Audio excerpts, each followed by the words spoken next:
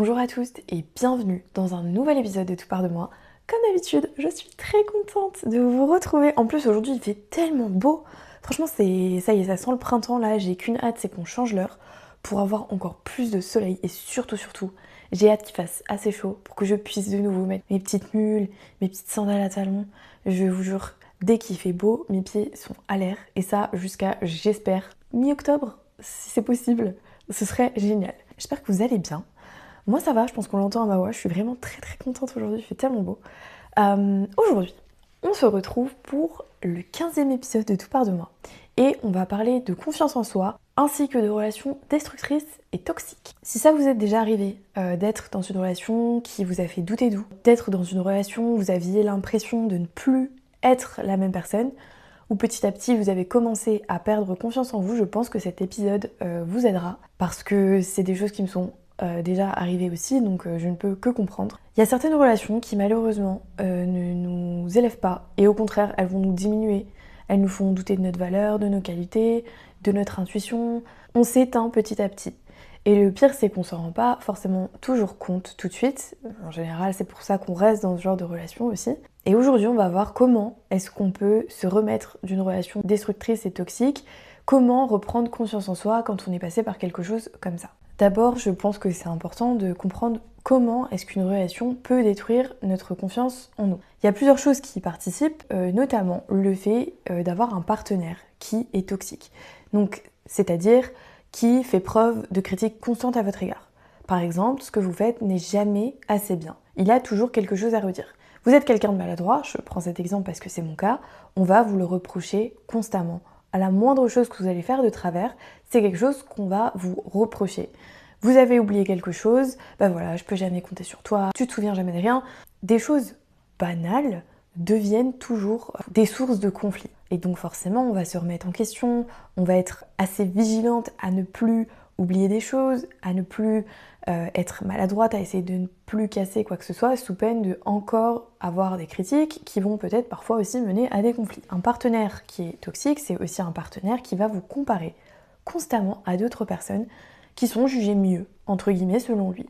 Très souvent, ça passe par des phrases qui ont l'air banales, du style « Oh ça lui va bien de porter des robes, franchement tu devrais essayer toi aussi », alors que vous êtes quelqu'un qui ne met que des pantalons. Ça peut sembler anodin, mais en fait c'est ça constamment, c'est un partenaire qui va vous comparer constamment sur absolument tout, que ce soit le physique, la façon de s'habiller, la façon de se comporter. Donc forcément ça participe au fait qu'on puisse perdre confiance en soi. C'est aussi avoir un partenaire qui vous manipule ou qui vous fait culpabiliser. Par exemple, vous avez prévu une sortie avec vos amis et lui reste à la maison où lui n'a rien de prévu. Il va vous prendre par les sentiments, puis ça va se terminer, vous n'êtes pas une bonne partenaire, il est seul alors que vous allez vous amuser, et du coup vous allez vous sentir mal, parce que c'est vrai que vous sortez alors que lui est tout seul. Alors, petit disclaimer, bien sûr, je parle ici de relations destructrices, toxiques. Donc je parle pas d'un cas de figure où la personne sort tout le temps et néglige son partenaire, pas du tout. C'est bien de garder une vie sociale et c'est bien de faire des choses avec ses amis sans son partenaire. Et surtout, on a le droit de le faire sans avoir à demander l'accord de l'autre. Et dans ce cas-là, c'est quelqu'un qui va vous prendre du coup par les sentiments, en faisant vous sentir mal, pour que la prochaine fois qu'on vous propose de ressortir, vous vous disiez peut-être « Ah, ouais, mais je sais comment ça va se passer, la dernière fois il était triste, j'ai culpabilisé », vous vous remettez un peu en question. Et ça participe au fait que vous tombez un peu sous une emprise et forcément vous perdez confiance en vous aussi. Un partenaire toxique, c'est aussi quelqu'un qui va vous gaslighter. Donc c'est-à-dire qu'il va vous faire douter de votre perception des choses. Par exemple, il est énervé contre vous, c'est de votre faute. Parce que c'est vous qui le poussez à bout, parce que vous faites toujours ressortir le pire en lui. Tout ça, généralement, ça part du fait que quelque chose ne lui a pas plu. Donc là, si je reprends l'exemple de tout à l'heure, vous sortez avec vos amis, il est pas content, il vous le fait savoir, et en fait, il vous manipule en finissant par vous dire, voilà, regarde dans quel état tu me mets, à cause de toi je suis énervée, regarde ce que tu me fais. Et à force, ce qui va se passer, c'est que votre cerveau, il va associer sortie entre amis à dispute de couple. Il va privilégier le couple à la vie sociale, et c'est comme ça qu'on commence à tomber dans l'emprise. C'est une fois, deux fois, et au début c'est toujours très soft. Ce genre de personne teste le terrain de toute façon. Je vois si ça marche, et si ça marche, tiens, je vais essayer de faire un peu plus, et un peu plus. Forcément, un partenaire toxique, c'est aussi quelqu'un qui vous manque de respect, qui n'a absolument aucun soutien quand il est question de vous, qui n'est jamais content de vos victoires, ou qui les minimise à cause de la jalousie. C'est quelqu'un qui se permet de mal vous parler, de mal se comporter avec vous. Enfin, c'est quelqu'un qui juste ne vous fait pas vous sentir bien. Quand quelqu'un remet votre valeur en question, votre cerveau finit par le croire. Et si vous écoutez ce podcast, vous savez que les croyances, ça agit un peu comme un filtre et ça détermine la vie qu'on va vivre. Si on est persuadé qu'on est vraiment bonne à rien et que de toute façon on ne trouvera jamais quelqu'un qui nous aimera plus que ce partenaire-là qui est toxique, parce que ça aussi c'est une phrase qui revient beaucoup, tu trouveras jamais quelqu'un qui t'aimera autant que moi, je te fais une fleur en étant avec toi, bref. Ce genre de discours-là, on va se dire, c'est vrai, à force de répétition, notre cerveau va se dire, oui c'est vrai, regarde, tu trouveras jamais quelqu'un qui t'aimera comme ça, tu trouveras jamais quelqu'un qui voudra de toi. T'es pas assez bien. Il est énervé à cause de toi. C'est tout un schéma toxique qui se met en place et forcément, quand on pense ce genre de choses de nous, on n'a pas confiance en nous. Maintenant, parlons des signes qu'une relation a impacté notre confiance en nous. Premièrement, vous allez vous mettre à douter de vos décisions constamment, en vous demandant si vous êtes légitime, si vous êtes assez bien, si ce que vous faites est assez bien. Vous avez peur de décevoir aussi. Donc du coup, vous analysez chacun de vos comportements pour être sûr que ça ne déplaise pas à l'autre personne. Donc en fait, on est vraiment dans l'hypervigilance, ce qui n'est pas bien du tout parce que notre système nerveux, il est en état d'alerte quand on est en hypervigilance. Donc être constamment dans cet état-là, ça n'est ni bon pour la tête, ni bon pour le corps, ni bon pour rien du tout. Vous allez aussi vous mettre à vous excuser, tout le temps, même quand ça n'est pas votre faute.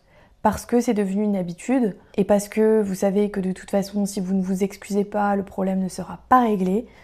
Donc voilà, vous vous excusez pour tout et n'importe quoi, même quand c'est pas votre faute. Et vous avez aussi l'impression de ne jamais être assez bien. Comme vous avez un partenaire qui va comparer tout le temps aux autres, inconsciemment, vous allez commencer à vous comparer aux autres aussi. En se disant, mais si j'étais comme ça, si j'avais ça, parce qu'on estime qu'on n'est pas assez bien pour son partenaire. Vous allez aussi perdre des parties de vous.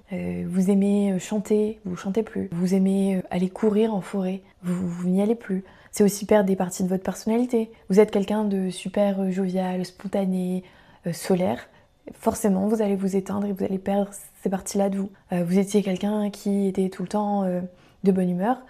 Maintenant, vous ne l'êtes plus. La bonne nouvelle, c'est que la confiance en soi, ça peut se reconstruire, ça ne se perd pas. Et surtout, en tout cas, c'est ce que j'ai pu remarquer chez moi, quand j'ai vraiment repris confiance en moi, je me suis rendu compte qu'avant de perdre cette confiance-là, ça n'avait rien à voir avec ce que c'est maintenant. Et là, je peux le dire, j'ai jamais eu autant confiance en moi de toute ma vie. Donc finalement, après voilà, je suis très... Tout ce qui arrive pour une raison. Mais voilà, ce qui est arrivé m'a permis de devenir la personne que je suis aujourd'hui et d'avoir encore plus confiance en moi. Ce qui m'emmène sur mon point suivant, comment reprendre confiance en soi? Déjà, en se reconnectant avec la personne que vous êtes vraiment. Faites des choses qui vous font plaisir. Par exemple, dans mon cas, j'avais arrêté de jouer de la guitare électrique. Et je m'y suis remise. Écoutez vos envies et n'attendez pas l'approbation des autres, ok? De qui que ce soit. Si vous avez envie de faire quelque chose, faites-le. C'est votre vie et personne n'a le droit de vous dire ce que vous devriez faire ou pas, ce que vous pouvez faire ou pas, ce que vous devez aimer ou pas. Non, vous êtes une personne à part entière. Et quand on sort d'une relation destructrice, parfois on doit réapprendre qui on est. Et ça passe par le fait de faire des choses seul, de prendre des décisions tout seul. Reprendre confiance en soi, c'est aussi changer ses croyances. Donc c'est-à-dire ne plus croire ce qu'on a pu nous faire croire, mais développer de nouvelles croyances par rapport à nous. Si on vous reprochait tout le temps d'être trop sensible, d'être trop difficile, de ne pas être assez bien, de demander trop d'attention, de demander trop d'amour. Bref, tout ça, c'est faux. Vous êtes une personne géniale, vos proches vous aiment, vous êtes pleine de qualités, complexe, riche. Tout ce qu'on a pu vous dire avant, ça n'est pas vrai. Les autres projettent leurs insécurités sur nous. Et donc là, c'est exactement pareil. Et dans le cas de relations toxiques avec des partenaires toxiques, très souvent aussi, ce sont des personnes qui n'ont pas confiance en elles et qui manquent d'amour propre et qui vont vous faire payer le fait de les aimer. Comment est-ce que vous pouvez les aimer alors qu'eux-mêmes ne s'aiment pas? Tout ça, ça résulte juste des insécurités de l'autre personne. Ça n'a rien à voir avec vous, premièrement, et ce ne sont pas des vérités. J'insiste dessus, mais ce ne sont pas des vérités. Vous pouvez aussi reconstruire votre confiance en vous en, par exemple, tenant vos promesses envers vous-même. Et ça peut être n'importe quoi. Vous vous êtes dit qu'aujourd'hui vous allez faire une séance de yoga, une séance de sport, aller courir. Même si vous n'avez pas envie, faites-le quand même. Même si c'est mal fait, même si vous allez courir peut-être un peu moins, même si vous allez être moins concentré. Mais le fait que vous le fassiez, quand vous avez dit que vous le feriez, ça vous prouve que vous pouvez avoir confiance en vous. Par des gestes comme ça. Prenez aussi des petites décisions pour vous, sans les remettre en question.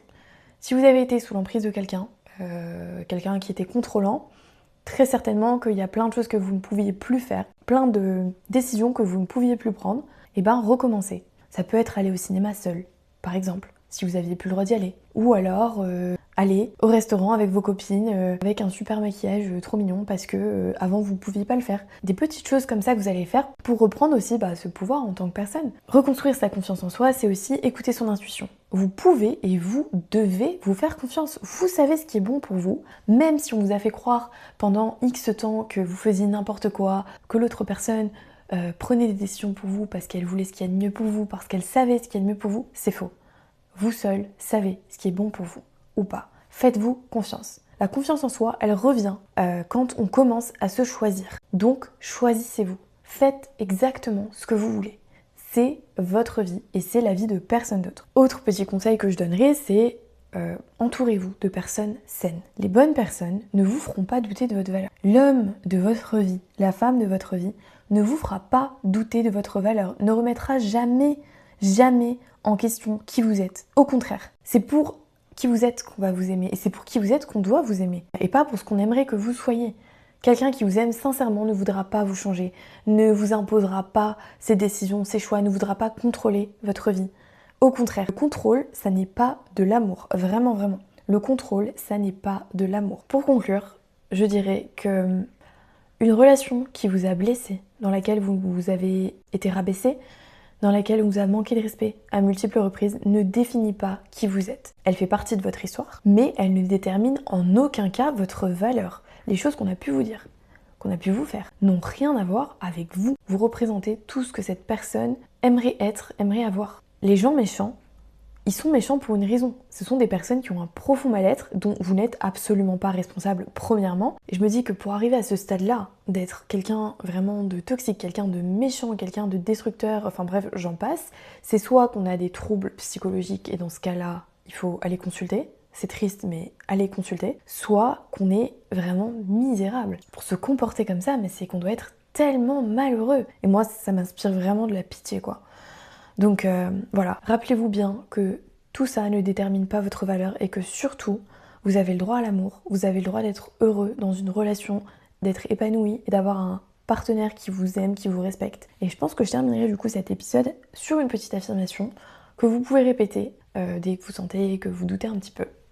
Je mérite une relation où je me sens respectée, en sécurité et libre d'être moi-même. Écoutez, c'est tout pour aujourd'hui.